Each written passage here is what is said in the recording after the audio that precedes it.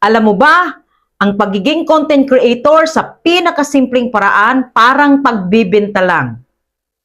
Oo, tama, parang nagbebenta ka lang ng produkto o serbisyo. Pero may isang malaking kaibahan. Global ang makakakita ng video na binibenta mo. Hindi lang mga kapitbahay o kaibigan sa barangay ang market mo. Buong mundo ang audience mo. At sa loob ng ilang minuto, pwede mong maabot ang libo-libo o kahit milyon-milyon na tao. Para kang may tindahan sa pinakamataas na building sa buong mundo. Bukas 24/7 at pwede kang kumita kahit natutulog ka. Una, parang pagbibenta nga. Sa pagbibenta, kailangan mong ipakita sa tao kung ano ang mayroon ka. Sa content creation, parehong prinsipyo.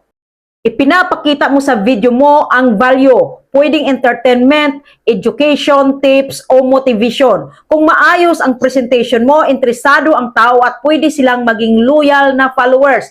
Parang repeat customers yan. Pangalawa, global audience equals mas malaking opportunity. Sa traditional selling, limitado ang market. Pero bilang content creator, walang borders. Isipin mo, isang video na ginawa mo sa kwarto mo, pwede itong maabot ng ibang bansa. Ang potential reach mo ay sobrang laki at bawat view ay opportunity. Opportunity para sa influence, connection at income. Pangatlo, consistency is key sa paglago. Hindi instant tulad sa negosyo, hindi lahat ng produkto ay agad mabibenta. Pero kung consistent ka sa paggawa ng content weekly, daily, kahit 3 times a week, lalaki ang trust at engagement ng audience mo.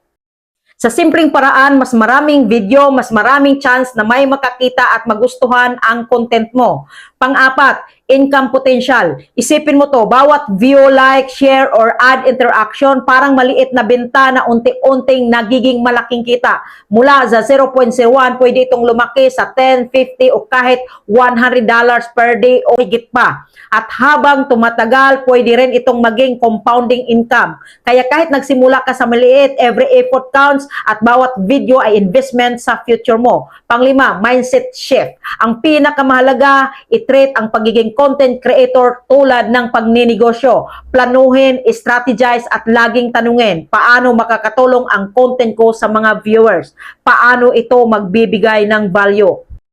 Kapag mindset mo ay nakatutok sa value at growth, hindi lang pera ang makukuha mo, kundi reputations, connection at opportunities sa buong mundo. Kung iniisip mo pa rin kung worth it ba ang pagiging content creator, isipin mo to. Parang nagbukas ka ng tindahan na pwedeng makita ng buong mundo. At bawat video, pwede itong maging ticket mo sa unlimited possibilities. Kaya simulan mo na. Huwag mong hintayin ang perfect moment. Gumawa ka na lang ng content, consistent at huwag matakot mag-experiment. Ang susi ay action. Ang opportunity ay global.